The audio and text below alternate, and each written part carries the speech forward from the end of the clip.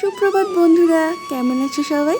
আশা করি সবাই খুব ভালো আছো। আর বংমৌরি চ্যানেলের একটা নতুন ভিডিওতে তোমাদের সকলকে স্বাগত জানাই। আমাদের মেয়েদের সকালে ঘুম থেকে ওঠা থেকে শুরু করে রাতে সেই ঘুমাতে যাওয়া পর্যন্ত একটার পর একটা কাজ কিন্তু লেগেই থাকে।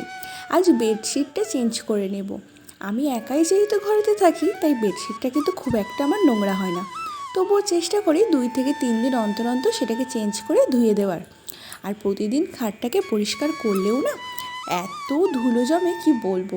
খুব শখ করে না এই খাটের ডিজাইনটা পছন্দ করেছিলাম, জানো তো। এত শখের জিনিসটাকে বাঁচানোর জন্য একটু কষ্ট তো করতেই হবে, তাই রোজের একবার পরিষ্কার করে নিই। আর 2-3 দিন অন্তর যখন বেড কভারটা চেঞ্জ করি, তখন আর একটু বেশি সময় নিই প্রতিটা ডিজাইনের খাঁজগুলোকে ভালো করে পরিষ্কার করার চেষ্টা করি। দেখো, আমার বেডটা তো ক্লিন করা হয়ে গেছে পুরোপুরিভাবে। এবার একটা পরিষ্কার বেড কভার পেতে নিলাম। আর বেডটা যেমন ক্লিন করতে হবে, বাকি ফার্নিচারগুলোও তো সমানভাবে ধুলো পড়ে। যেহেতু একদম রাস্তার ধারেই বাড়ি, তোমরা দেখেছো তো, ধুলো তো পড়বেই।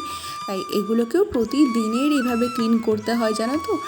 এদিকে ঘরের ক্লিনিংটা আমি করতে থাকি, আর তার সাথে আগের ভিডিওতে আসা তোমাদের কিছু ভালো ভালো কমেন্ট আমি পড়ে নিই। সেনগুপ্তা ব্লগস থেকে দিদিভাই কমেন্ট করেছে, কেমন আছেন ভাই? আমি তোমার ভিডিওটা প্রথমবার দেখলাম, খুব ভালো লাগলো। আমি ভীষণ ভালো আছি দিদিভাই, তুমি কেমন আছো জানিও। আর ভিডিওটা দেখার জন্য ধন্যবাদ তোমাকে। সুস্মিতা ব্লগ থেকে দিদিভাই কমেন্ট করেছে, খুব সুন্দর লাগলো দিদিভাই, থ্যাংক ইউ দিদিভাই, পাশে থেকো। এসএস দিয়া চ্যানেল থেকে কমেন্ট করেছে, লাইক দিয়ে ভিডিওটা দেখলাম, অনেক অনেক ভালো লাগলো, থ্যাংক ইউ দিদিভাই, তোমাকে, পাশে থেকো আমার। পাপড়ি কিচেন থেকে দিদিভাই কমেন্ট করেছে, কেমন আছো দিদিভাই? ভিডিওটা খুব সুন্দর হয়েছে। আমি খুব ভালো আছি দিদিভাই, তুমি কেমন আছো জানিও। আর থ্যাংক ইউ আমার ভিডিওটা দেখার জন্য। মনি খান চ্যানেল থেকে দিদিভাই কমেন্ট করেছে, খুব সুন্দর হয়েছে, অনেক ভালোবাসা। তোমাকেও আমার তরফ থেকে অনেক ভালোবাসা জানাই দিদিভাই, অনেক ধন্যবাদ আমার ভিডিওটা দেখার জন্য। তরুণ তিথি ব্লগস চ্যানেল থেকে দিদিভাই কমেন্ট করেছে, কত সুন্দর করে কাজ করো তুমি দিদি, ভালো লাগলো। থ্যাংক ইউ দিদিভাই, তোমার এই কমেন্টটা দেখে আমারও খুব ভালো লাগলো। কি বলো তো দিদিভাই, আমি বিয়ের আগে না একটু সংসারের কাজকর্মে কোনোদিনই হাত লাগাইনি, শুধুমাত্র রান্না ছাড়া। রান্না করতে আমি বরাবর ভীষণ ভালোবাসি। আর এখানে এসে তো সংসারটা একেবারে পরিপাটি করে করার চেষ্টা করছি, তো আমার খুবই ভালো লাগলো। আর চেষ্টা করব আরও ভালোভাবে পরিপাটি করে গুছিয়ে সংসার করতে। তবে নতুন যেহেতু কিছু ভুল ত্রুটি খুদ তোমরা যদি দেখতে পাও, অবশ্যই কিন্তু আমাকে ধরিয়ে দিও সেটা। রোজি লাভ ব্লগ চ্যানেল থেকে দিদিভাই কমেন্ট করেছে, ভালো লাগলো ভিডিওটা, পাশে আছি তোমার, ধন্যবাদ দিদিভাই, পাশে থেকো। চিপ্রাস A to Z চ্যানেল থেকে দিদিভাই কমেন্ট করেছে, তোমার কাজকর্ম খুব সুন্দর লাগলো, থ্যাংক ইউ দিদিভাই। আমার কাজকর্ম যে তোমাদের এত ভালো লেগেছে, আমি তাতে ভীষণ খুশি হয়েছি। আমি চেষ্টা করব আরও ভালোভাবে গুছিয়ে কাজকর্ম করতে। আমার এক বান্ধবী আমার এই ভিডিওতে কমেন্ট করেছে, চ্যানেলের নাম হচ্ছে ওয়ান্ডার সঞ্চিতা। তো সঞ্চিতা কমেন্ট করেছে, ম্যাডাম আমার নামটা নেবেন আপনি। কমেন্টটা শুনে এবং আমি পড়ে অন্তত বুঝতে পেরেছি তুমি মজা করেই বলেছো, তবু আমি মজা হিসাবেই তোমার নামটা এখানে কিন্তু নিলাম। কমেন্টগুলো পড়তে পড়তে এদিকে কিন্তু আমার ওপরের সমস্ত কাজই শেষ হয়ে গেছে। এবার চলে এসেছি কিচেনে। প্রতিদিন যে আমার একই রুটিন থাকে তা না, যেদিন যেমন চলে, যেটা আমার ইচ্ছা করে আমি কিন্তু সেই দিন সকালটা সেইভাবেই শুরু করি। আজ যেমন সকালবেলা ইচ্ছা করছিল এত কাজকর্মের পাশাপাশি একটু চা খাই, তাই এদিকে আমি চা বসিয়ে দিলাম। আর ওদিকে পাশের গ্যাসে বসিয়ে দিয়েছি একটু গরম জল করতে। যে বেড কভারটা এক্ষুনি বিছানা থেকে তুলে নিয়ে আসলাম, সেই বেড কভারটাই ওই গরম জলে ভিজিয়ে রাখবো, তাতে আমার কাচতে অনেকটাই সুবিধা হবে। আমার সব থেকে কাজের মধ্যে কঠিন যে জিনিসটা লাগে সেটা হচ্ছে জামা কাপড় কাচা, জানো তো। কিছু করার নেই, যতই অপছন্দ হোক আর কষ্টই হোক, করতে তো হবেই। যতদিন না কোনো সমস্যার সমাধান হচ্ছে, ততদিন কিন্তু এইভাবেই আমাকে চালিয়ে যেতে হবে। আর ওদিকে আমার চাটাও হয়ে গেছে, চাটা নিয়ে চলে এসেছি একদম ওপরে। এখানে বসে বসে একটু চা খাচ্ছি। অনেকক্ষণ ধরে কাজ করছি সেই সকাল থেকে, আর ভাবনা চিন্তা করছি নেক্সট কি কাজ করব। চা পর্ব মিটিয়ে চলে এলাম ছাদে, পুজোটা সেরে নেব। পুজোর জন্য কিছু ফুল তুলতে এসেছি। আর দেখো, মাধবীলতা গাছটা কিন্তু কিছুদিন আগেই বসিয়েছিলাম, কত সুন্দর হয়ে গেছে। আর এদিকে একটা হলুদ রঙের জবাও ফুটেছে, কালারটা কিন্তু অসম্ভব সুন্দর লাগছে। ক্যামেরায় কতটা ভালো লাগছে জানি না, কিন্তু সামনে থেকে না ভীষণ সুন্দর। আর নয়নতারা প্রতিবার বরাবরের মতোই আমাকে নিরাশ করেনি, এক গাছ ভর্তি করে ফুল এসেছে। আমার জবা গাছ ভীষণ পছন্দের, জানো তো। আমার ছাদ বাগানে 14 রকমের জবার ভ্যারাইটিস আমি তৈরি করেছি। আর এদিকে দেখো দুটো জবা একসাথে ফুটেছে, কি ভীষণ সুন্দর লাগছে। আর আজকে ভেবেছি কারি পাতা দিয়ে একটু ডাল বানাবো, তাই কিছুটা কারি পাতা তুলে নিচ্ছি। আর এইদিকে দেখো আমার হাজব্যান্ড এখানে ভুট্টা গাছের দানা ফেলেছে, ও নাকি ভুট্টা চাষ করবে। তো চলো, এখন ছাদে অনেকটাই রোদ, তাড়াতাড়ি করে নিচে যাই, নিচে গিয়ে পুজো সেরেও কিন্তু রান্নাটা বসাতে হবে। আর এদিকে দেখো এখন বাজে হচ্ছে দুপুর 1টা নাগাদ, রান্না হয়ে গেছে। এদিকে করেছি কারি পাতা দিয়ে মুগের ডাল, আর এদিকে করেছি বড়ার তরকারি, বেসন বড়া দিয়ে তরকারি। এই রান্নাটা স্পেশালি আমার ননদ করেছিল, ভীষণই ভালো খেতে হয়েছিল। এটা হচ্ছে ডিমের পুরভরা পটল, কিছুটা ওই পটলের দোরমার মতনই খেতে। তো চলো, এবার আমি এখন চলে এসেছি ওপরে। এত রোদের তাপ না, ওপরে এসে আগে এই ঘরের দরজা জানলাগুলো বন্ধ না করলে দুপুরে এসে আর শুতে পারবো না, ঘরটা পুরো না গরম হয়ে থাকে।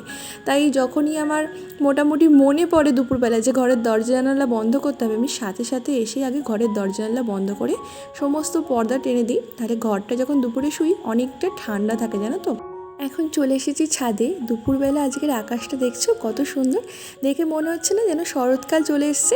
এতটাই সুন্দর লাগছে, ক্যাপচার না করে না আমি পারলামই না, ভীষণ সুন্দর লাগছে। দেখো পেঁজা পেঁজা মেঘ, কি সুন্দর, মনে হচ্ছে এক্ষুনি দুর্গাপুজো হয়তো চলেই এসেছে। সকালের ভিজিয়ে রাখা জামা কাপড়গুলো মেলে দিতে এসেছি ছাদে, আর এসে দেখলাম যেগুলো শুকাতে দেওয়া ছিল সেগুলো সবই শুকিয়ে গেছে, সব তুলে নিচ্ছি। এত কাঠফাটা রোদে না হলে সেগুলো পুরো না ভাজা ভাজা টাইপের হয়ে যাবে। এই ভাজা ভাজা হয়ে যাবে এই কথাটা কিন্তু আবার আমাদের চলিত ভাষা, জানো তো। এটার অর্থ হচ্ছে অতিরিক্ত শুকিয়ে গিয়ে রঙটা নষ্ট হয়ে যাওয়া, এটাকেই বলা হয় যে ভাজা ভাজা হয়ে যাবে রোদে। আচ্ছা, তোমরা তো অনেকেই কমেন্ট করছো আমার ভিডিও দেখতে ভালো লাগছে, কিন্তু তোমরা বলো তো যে আমি কি ডেইলি ব্লগ দেবো? তোমরা যদি দেখতে চাও তাহলে আমি চেষ্টা করব ডেইলি ব্লগ দিতে। ছাদে গিয়ে খুব গরম লেগে গেছে, তাই গুড়ের বাতাসা ভেজানো জল খাচ্ছি। গুড় কিন্তু আমাদের শরীরকে ভীষণ ঠান্ডা রাখে, আর এই গুড়ের বাতাসাগুলো না পুজোর বাতাসা, সব আমি আলাদা করে তুলে রেখে দিই। আর এদিকে দেখো পটলের মধ্যে সমস্ত পুর ভরাও হয়ে গেছে। দেখো, বাহ, খুব সুন্দর দেখতে হয়েছে তো কালারটা। এই যে আমাদের রাঁধুনি।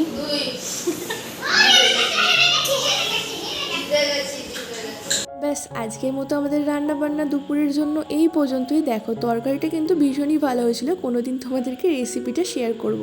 এখন বাজে বিকেল 4:30 মতো। আজকে আর দুপুরবেলা না ঘুমাইনি, এই গাছগুলো অনেক দিন ধরে ভাবছিলাম বসানো আর হচ্ছিল না, তাই আজকে না ঘুমিয়ে সময় করে এই গাছগুলোকে বসিয়েই ফেললাম। জানি না সব গাছগুলো বাঁচবে কি না, তো পরে কি রেজাল্ট হয় তোমাদের অবশ্যই দেখাবো, আর যখন ফুল হবে তখনও কিন্তু তোমাদের দেখাবো। যদিও গাছগুলো ওইখানে বসাতে অনেকটাই লেট হয়ে গেছে, আরও আগে আমার বসানো দরকার ছিল, তবে এই সময় খুব সুন্দর ফুল হতো। আর বৃষ্টির জলে না গাছগুলো ভালোও থাকে না, মরেও যায়। আর দাঁড়াও তোমাদের আরেকটা গাছ দেখায়। এই দেখো, এটা হচ্ছে হলুদ অ্যালামুন্ডা, এটা আমাদের বাড়ির বেড়াতে আমি লাগিয়েছি, ভীষণই সুন্দর ফুল হয়। গাছটার পরিচর্যা বলতে তেমন কিছু লাগেই না, কম পরিচর্যায় সুন্দর ফুল দেয়। গাছটা কিন্তু মূলত লতানো একটা গাছ, যাদের জায়গা আছে তারা কিন্তু অবশ্যই এই গাছটা একবার লাগিও। নিচের সমস্ত গাছে জল দেওয়া কমপ্লিট, এখন ছাদের গাছগুলোকে দেখার পালা। সারাদিন যা রোদ গরম গেল, ওদের কি অবস্থা দেখতেই পাচ্ছ, সব ঝিমিয়ে নেতিয়ে পড়ে আছে। জামা কাপড়গুলো সব তুলে নিয়ে ছাদের গাছগুলো এবার জল দিচ্ছি। আর এদিকে দেখো, এগুলো হচ্ছে বরবটি গাছ। ছাদ বাগানে ফুলের পাশাপাশি কিন্তু আমি প্রচুর সবজি গাছও লাগিয়েছিলাম, আর দেখো কত বরবটি হয়েছে। পুরো সিজনটাই কিন্তু বরবটি আমাকে কখনো দোকান থেকে কিনে খেতে হয়নি, অনেক বরবটি হয়েছে এই গাছ থেকে। বরবটি, লঙ্কা, টমেটো সবই কিন্তু আমরা ছাদেতেই চাষ করি।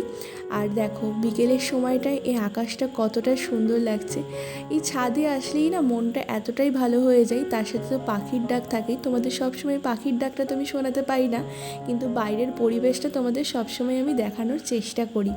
তো চলো নিচে যাই, নিচেও অনেক কাজ আছে। যখনকার কাজ আমি তখনই করে ফেলার চেষ্টা করি, যদি আমার শরীর সুস্থ থাকে তবেই। যেমন ধরো এই জামা কাপড় কাচার পরে সাথে সাথে গুছিয়ে না ফেললে না সেগুলো আর একেবারেই গোছানো হয়ে ওঠে না, কোথাও না কোথাও পড়ে থাকে, তাই সাথে সাথেই সেগুলো গুছিয়ে ফেলছি।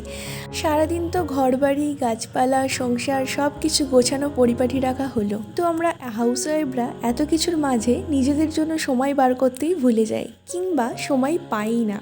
আমি কিন্তু দিনের শেষে সব কিছু করেও নিজেকে হালকা একটু সাজগোজের মধ্যে রাখতে পছন্দ করি। বাঙালিদের আমাদের কি আর চাই, সিঁদুর, টিপ আর কাজল বলেই তো বেশ লাগে বলে মনে হয়। তো এবার চলে এসেছে নিচে, আর সন্ধেবেলা না বোন একটা নতুন রেসিপি ট্রাই করছে। এটা হচ্ছে সুজির কেক। তো কেকটা যথেষ্ট ভালোভাবেই ফুলেছে, দেখো কতটা ফুলে গেছে। এরপর হচ্ছে ডেকোরেশনের পালা। বাড়িতেই দুধকে ভালো করে ফুটিয়ে জাল দিয়ে মালাই বানিয়ে রাখা হয়েছিল। সেই মালাইটাই কেকের ওপর দিয়ে ছড়িয়ে দিচ্ছি। ভালোভাবে কেকের ওপরে মালাইটাকে ছড়িয়ে দিতে হবে, আর ওপর থেকে একটু কাজু আর কিশমিশ দিয়ে আমি ডেকোরেট করে দিচ্ছি।